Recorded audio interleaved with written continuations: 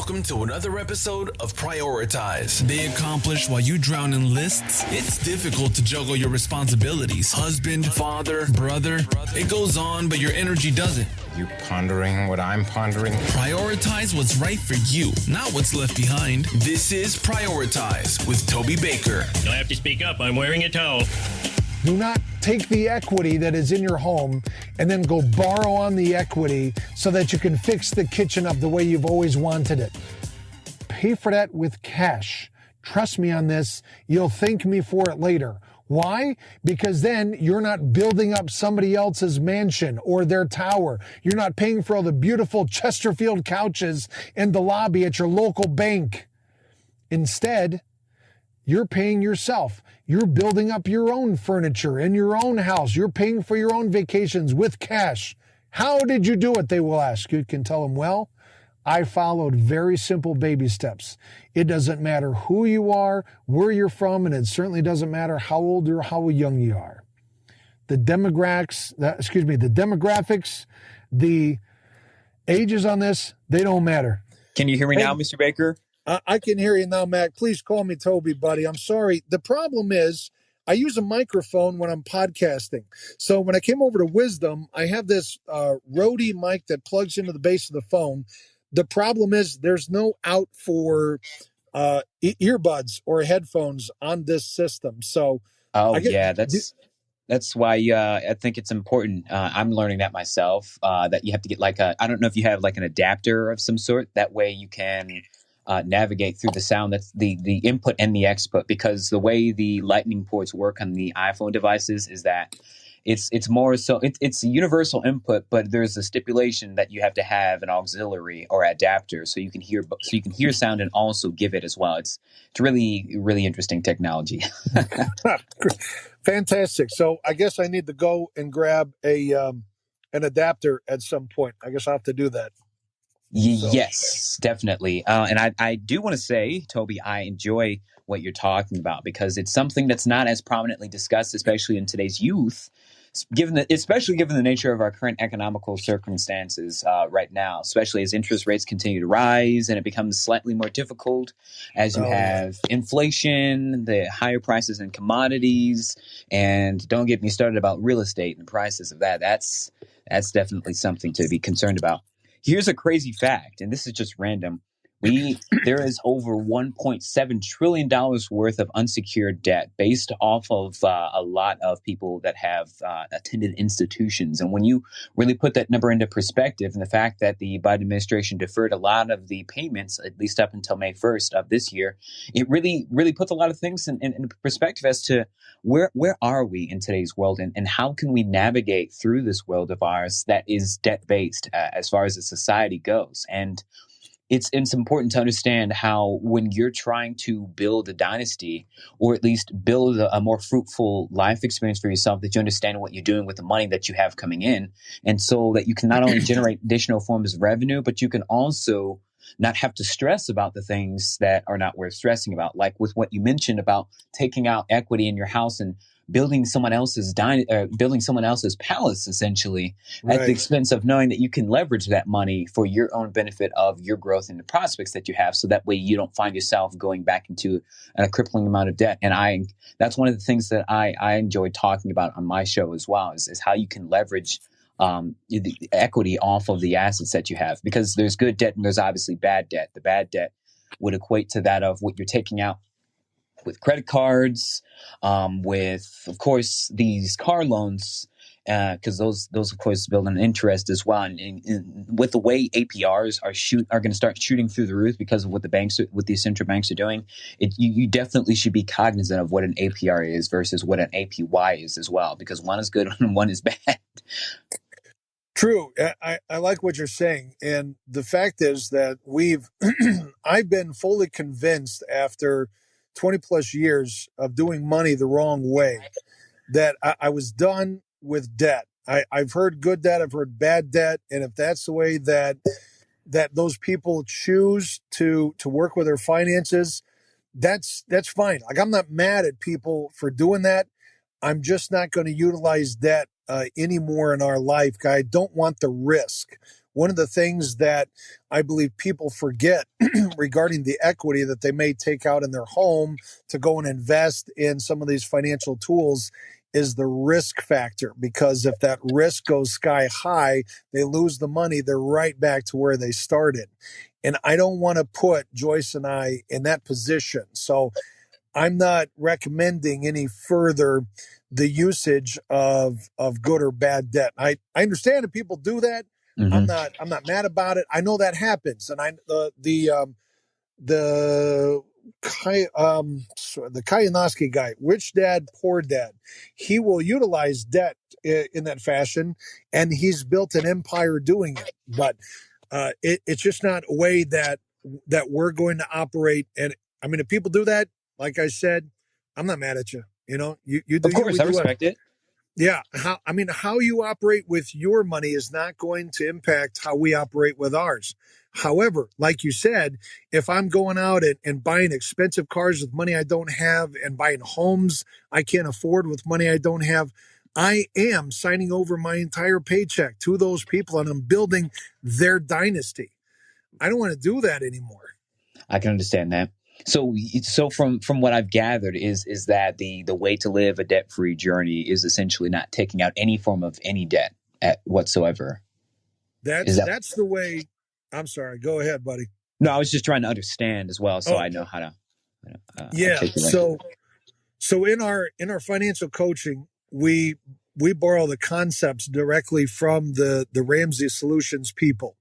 So with Dave Ramsey, his story was 30 years ago, he went into an insane amount of debt. He was on paper, he was a multimillionaire, but in reality, he was a multimillionaire debtor. He loved real estate. He went into real estate. He was buying real estate, no money down.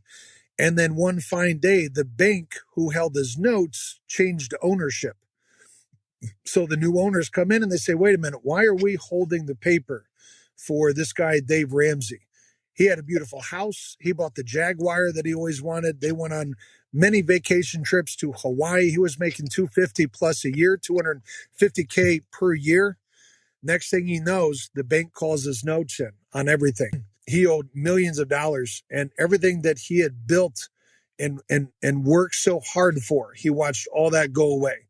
He was married, he had kids on the way, and he was scared. So he got audited? So he didn't get audited. The bank said, we're done carrying your notes, and we are calling in your loans. So you owe us this money, and you're going to pay us this money. So he had to mortgage everything. He sold everything. They took back everything. And there he is with all this, the debt and no job. So he and his wife, Sharon, at the time, sat down and said, we're done dealing with debt, because he had built his empire on debt and then he watched it all go away. Since then, they built everything with cash. So during the pandemic, when businesses were closing, when banks were calling in notes, when properties were calling in their money, he didn't freak out because they owned the property on which the building that they owned was built. He owned his house, debt free, out of debt. So they don't buy buildings, they don't buy businesses, they don't buy property, real estate. He still loves real estate to this day, and he loves talking with people about real estate. I hope to one day aspire to get into real estate, but I want to do it cash free. So he teaches these things called baby steps. Set aside your $1,000, work very hard, cut up all your plastic, get out of credit card debt, get out of your personal loan debt, get out of your school loan debt, get all that behind you, move on to baby step 3. That's where you're saving up an emergency fund of 3 to 6 months worth of living expenses. Once you got that down, you move on to baby step 4, 5, and 6, all done simultaneously. Baby step 4 is where you are cutting in. You are paying yourself 15% of the income that your household brings in. So you and your spouse, you take 15% of your monthly income and you put that towards one of four different mutual funds. Sorry, it'd be growth, aggressive growth, growth and income, and international. And in these funds, you're looking at 10% returns average on your money. You do that through retirement, and you can retire wealthy. You retire generously. Then you live like nobody else. He says, today, live like nobody else now so that later you can live and give like nobody else. How is everybody living the day? They're living on debt. They're paying for their vacations with credit cards.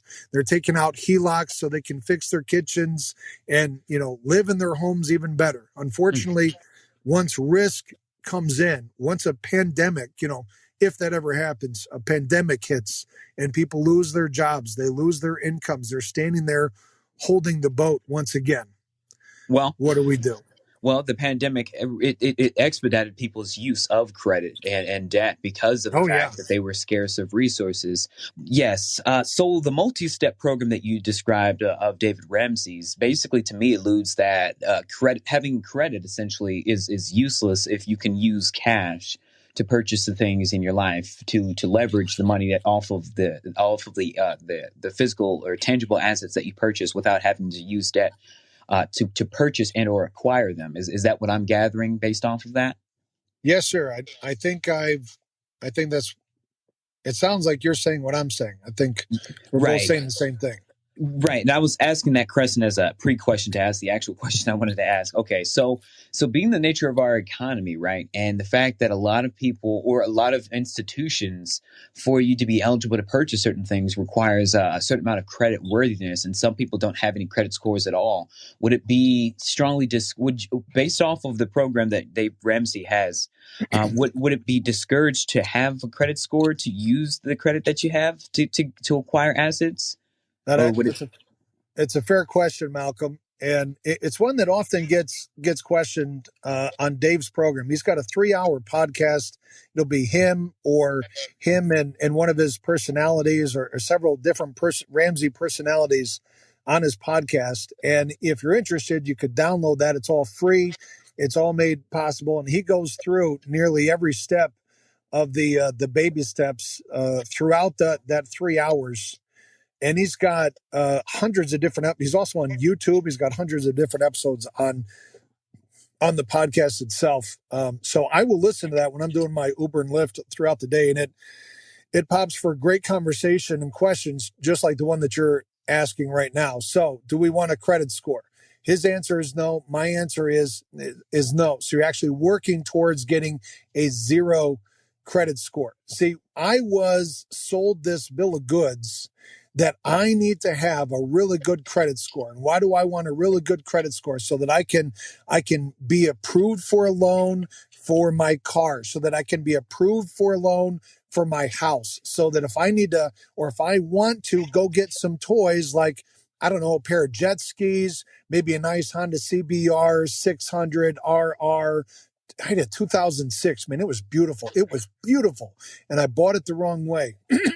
So instead of me getting my credit score high, you can actually do a couple different things. I can pay for I can pay for my boat in cash. I can raise the money and pay for my bike in cash. The spa, the 7-person hot tub spa in cash. Can I pay for my home in cash? No, I can't. I'm not there yet. So what we do is you get it's not called a handwritten, but it's like a manually written mortgage from, and he endorses them on his program, something with an H mortgage. I'm sorry that the name eludes me, but there are financial institutions out there that do not worship at the altar of the FICO score. It's something H something mortgage. So instead of me going to my local bank or my credit union and they're checking the credit score and say, well, I guess we're not going to be able to do this. They do a manually written mortgage where instead of looking at the credit score, they'll look at your bank account. They will talk to your employer. How much money is Toby bringing in? What's his annual salary? Or what's his per hour rate? What's his bank statement look like? So they're looking at your financial status. They're looking at your financial health. They're not looking at how well can Toby handle debt. That's what the FICO score is all about. It is geared directly towards how well can I handle debt. And so the more debt that I handle, the more debt that I take on, which essentially is the more money I'm giving to Capital One and American Express and all these other credit cards. And there are several out there. They will take every last bit of interest that I give them. Why? Well, I got to get my credit card score up. Why do I need that? So that in case I need to get a loan for a car, I don't need a loan for a car if I have the cash. And I don't need to, dear God, you know, the average car loan is the monthly payment for a car loan today is $550. I was listening to a guy of a phone call. He called in for a car payment for his truck, $750 a month. Yep. Dear God in heaven, what have we done to ourselves that we bought into this lie? And I was sold into that lie. I was thinking, well, I got to have a decent car to get around. I'm in sales. I bought into that line. I bought it the wrong way. And I paid for that with stupid text with zeros on the end of it, my friend. I've done dumb. I get tired of doing dumb.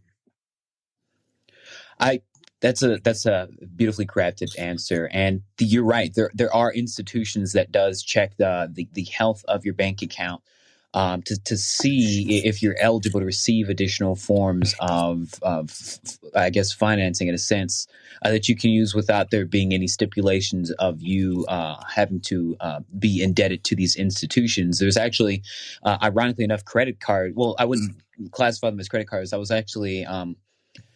I would call them, debit cards essentially, because they issue these debit cards with these amounts, and it's basically these banks giving you free money. And some people may not be eligible to apply for them. But I was also curious as well as to the notion that you brought into about not taking out or not using the equity that you're taking out of your home to invest in your home when you can be investing in yourself. I would also say that about when you purchase a used vehicle and you pay it off and buy it outright off of a buy here, pay here. And in the event that something happens, you end up having to invest more money into it, because one of my first cars that I had purchased was a 2014 Kia Soul. And I ended up putting about maybe, I would say like $3,000 to $4,000 into it. And when all was said and done, and I wasn't in a sticky situation, but I still found myself having to invest towards this to keep it going. And that's what got me into just purchasing a newer vehicle, though I was putting myself into a situation of debt, taking debt from a bank to get a loan approved for a car because of that reason of investing money into something that I didn't want to have to put more money into. But I guess I was equating of what you were saying about investing money into something that you would have that you didn't have to invest in, to invest into something else, to the car example that I just brought about. But it's like a slippery slope given the nature and the health of our economy. And I was just skeptical as to how you can try to avoid that, to try to still obviously not have to rely on debt, but how you can migrate through that kind of circumstance if you buy a car from a buy here, pay here, and end up having to put thousands of dollars into a vehicle, and equating that to if you were to buy a new car and to only put a down payment and have a warranty and so on and so forth. It's just the way that these schools, well, they don't really do that much as far as teaching financial education. But I was just curious as to how David Ramsey's, which I will look into, how David Ramsey's program approaches that kind of philosophy, or just that frame of financial preparedness in a sense, because that would be of great benefit to the youth and to myself as well. Malcolm, I sure do appreciate your thoughts, buddy, and hope you hang on here with me. Big no to the buy here, pay here. No to the buy here, pay here. Don't go to those places, because what happens is, and I've known people have done this. Fortunately, my wife and I have been in such a position where we have not had to, or not chosen to, rely on any of those institutions. They'll go out to an auction, they buy the cars, they put a little bit into them, and then they shine them up and they sell them. If you miss a payment, they will swipe that back from you and then go resell it for the same amount, if not for more. Those buy here, pay here places have incredible interest rate. Huge interest rate. Instead, what has worked for my wife and I, and what I've heard worked for several other people just like you and just like me, is it might start out small. They got $1,000, they go buy $1,000 hoopty. It's not pretty. It's not going to be pretty. It might be held together with so much, Bondo that its color is now Bondo. It's got duct tape all over it. The Right. idea is they're working to get out of debt. They're not working to try to impress the person who rolls up next to them in a Corvette that is leveraged by their house so that they can look cool to other people. Mm-hmm. Those people driving a hoopty, saving money and paying with cash, are zeroed in and focused on getting out of debt. Why? Because that $550 or that $750 that they're paying a bank so they can drive around in a new car could otherwise be going into one of those 4 mutual funds, or all 4 of those mutual funds, every single month for the next 20 years, and they retire with more than $4.3 million in their account. And the idea is, do I want this really beautiful truck? Do I want this fancy car so that when I'm driving down the road, other people's heads are turning? Who is that fat man in that beautiful car? I can say, none of that matters. I care so much more about the future for my wife and I than I do about the looks from guys. Whoa, that's a beautiful Corvette. Who cares? We have a car. It's going to get us from A to B. Now, am I a car guy? Yes. I do not recommend going into debt for a vehicle, going into debt for jet skis or a trailer or a big, beautiful truck. Instead, what I would recommend is you work on getting out of debt. So if $1,000 is all you can afford, go to Craigslist, go to the Facebook online marketplace, start looking around, because what worked for Joyce and I was we had $3,000. We went over, we started looking and looking and looking. We found a 2003 GMC Envoy. It wasn't in tip-top shape. We knew right away we're probably going to have to put in $1,000. We were able to talk with a guy. It started at 2000. I think we were able to negotiate like 1,400. He was happy. We were happy. We took that to our mechanic. We put in $1,500. Can everybody do that? No, I understand that. The last thing I want you to do is go down to the bank. I've driven people in my car. They were on their way down. They were in my Uber and Lyft, and they're on their way to a buy here, pay here place. I could not detour them, lovingly as I was attempting to be. They saw this on their website. They want the car. They gotta have that car. That's the one they saw. That's the one they want to get into. I'm sorry, we lost Malcolm. I'm sorry, Malcolm. If you want to, you're welcome to come back on the program. I'm not trying to talk over you. I enjoyed your question. I enjoyed having you on here. So I think he's coming back in. But anyway, no buy here, pay here place. The name of the mortgage company is Churchill Mortgage. Malcolm, welcome back. I'm sorry I lost you there, buddy. All good. You're good. The name of the organization of the company is Churchill Mortgage, and they do the manual underwriting. So they do not worship at the altar of the FICO score. Instead, they do some of that penciling and writing and work to find out, hey, does Malcolm or does Toby actually have money in his account, or is he just handling a lot of debt? Does he have a job that pays? Can we rely on him to pay his mortgage? So those are the things at which they work and at which they look. When I'm not handling a bunch of debt, when I don't have credit cards in my wallet, you know what I have at the end of the week? I got money. I got cash. I don't have to worry about, can I write a check for this? I don't have to worry about, oh no, I got to put brakes on the car. Why? Mm-hmm. Because we have an emergency fund. We got cash. I'm not ripping out the plastic and swiping and thinking, well, here's going to be another, 33%. What is the average percentage on credit cards nowadays, or is there one? Well, now they it's seem to be all over the market. Yeah, it's 29.9% now, given the current rise in interest rates. 29.9%. That is I know, that's an ridiculous. Insane amount.